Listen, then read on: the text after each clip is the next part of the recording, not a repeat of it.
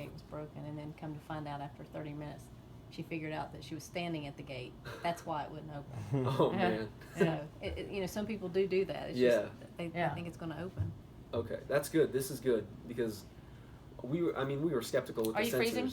I can turn that air conditioner off. Oh no, now. I'm fine. Okay. Yeah. Are you I just freezing? sit with Mom? my Okay. hands in my lap. Okay. Yeah, we were definitely a little skeptical with the sensors in terms of price because we haven't really, we're still in like the conceptual stages where we haven't considered price yet. We're just trying to figure out if this would work. But this is good because one of the other teams is talking about doing video recognition in the dining halls to figure out where students are. But this is good. Have you seen these videos in practice? Mm-hmm. There's several companies that do them. Research ParkMe, P-A-R-K, ParkMe. ParkMe uses a lot of information that's available out there to develop sort of this red, yellow, green model of telling people where parking is available. Mm-hmm. So if we had smart meters on campus, we don't. We have just single space coin meters. But if you have meters on campus where people park, and sometimes you have large lots, 100, 200 space lots where people go to a single type of meter to pay for, they put their space number in or something like that. ParkMe can feed into that kind of, or can take information that's fed from that kind of thing and say out to the general public, only 75% of the spaces in this lot have been paid for. Mm-hmm. So they can give you like a green saying, if I'm looking on my phone, I say, oh, that lot's available. This right now, how in Squires there's, 1,000, it seems like, there's 150 parking meters. Yeah, if all those were linked electronically, then on your phone you could look and you could see, or on an app, you could look and see, hey, only 50% of the spaces over there are being paid for at the time. Mm-hmm. Now that's our job to make sure that the ones that aren't being paid for have been properly rewarded with a citation. Yeah. But at least it says, hey, we know that only half the spaces have been paid for. So there's a lot of things like that can be tapped in. We don't have smart meters on campus yet, but someday we'll have Town of those. Blacksburg has the one that I know of, right there behind Main Street. Near Chipotle? UPS store Oh, and all that. yeah, You know I what I'm know talking where it about, is. that little Yeah, lot? yeah. They've got a smart meter there now. Okay, gotcha. That's And interesting. even the ones behind Chipotle, they can say that we know there's 500 spaces back there, and right now there's been 400 cars that have paid to park. Now they don't know if a car's left early, right? You could pay for an hour and then after 30 minutes you leave. Yeah.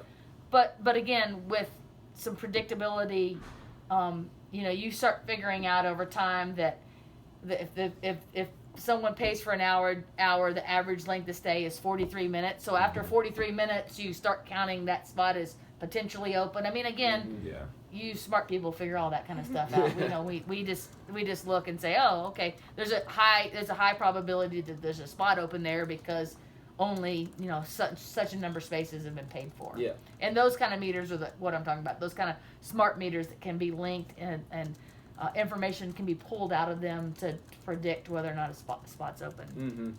Mm-hmm. So loops are a good way to do it. I think they're probably the cheapest way. And the next cheapest way, I think, is some type of video analytics. So for something like the cage, there's what's that building that they built there?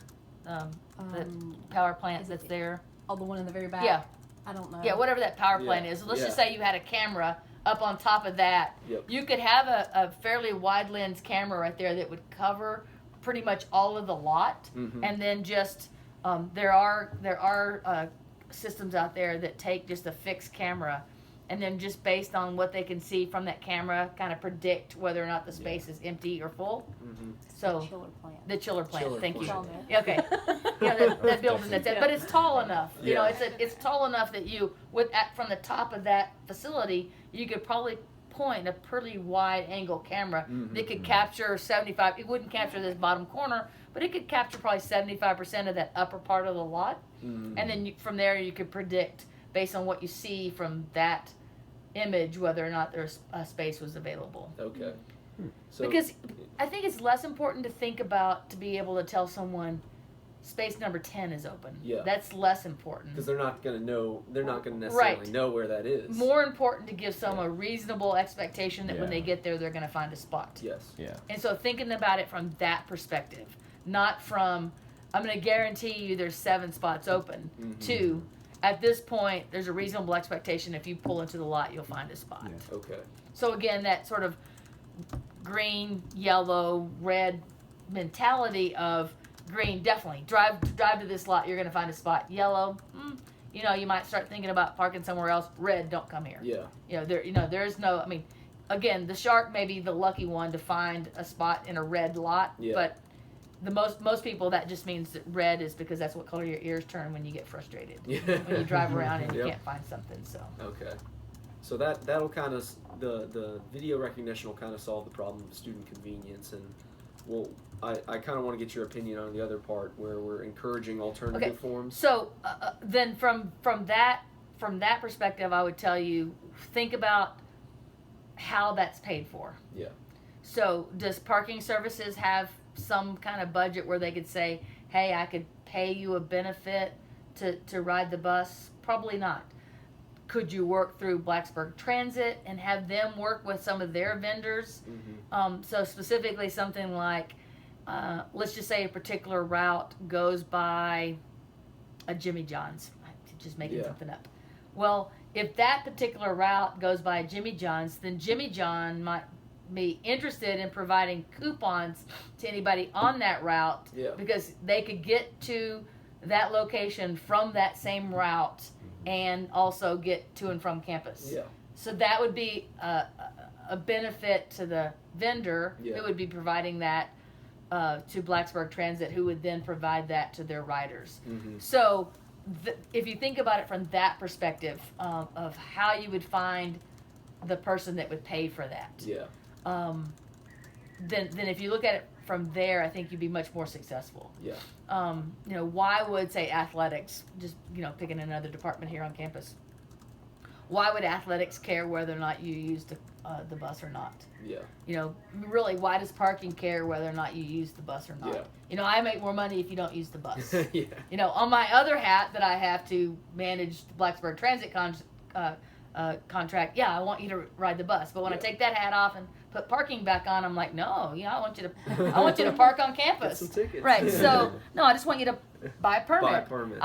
And so you got to think about who would benefit from that app, that part of your app, and then approach it from that perspective. So I definitely think someone like restaurants that are on a particular route would definitely benefit. Yeah. Grocery stores that are on a particular route would definitely, any place that you think you could go and say, I've got this idea, and anybody who rides this route who comes right by your location, I'd like to offer them, this special token to come, and would you be interested in, doing try a month-long deal? Like anyone who rides this route, who checks in on this route, gets a $3 off, Jimmy John's or something like that. Yeah. Something that would then encourage people to do that behavior. Okay. So sponsorship, and we weren't really considering, every time you ride the bus, you get a coupon, and maybe be like a once in every 4 times or something. That way, the businesses that are funneling in the revenue to put these coupons on the bus, they won't be losing a lot of money. Yeah. That's good. And Corey, what we could do? You ever heard of the Hooked? Is that the coupon app? That's the coupon Yeah. app. Maybe somehow linking that to the app. Yeah, that's actually where I got the idea. Yeah, that's what I'm saying. Yeah. Like making it easier, so because I don't know if not a lot of people know about that. No. I found out about it because my mom was using it all of a Yeah. sudden. And I was like, oh, this is awesome. Yeah, it's and pretty I thought, cool. Oh, maybe we could put this into transportation. Yeah. This is good, though. I don't think we have any questions left at this time, but we definitely appreciate you guys taking the time. Thank you out. so much. Thank you so much. If you, just email us if you Yep. have questions. You can email me and I'll share it with Pam. If you walk out of here and you're like, I meant to ask that. Yeah. We're very approachable by email, by phone. Set up something and come in and see us. Perfect. You've got April's contact, so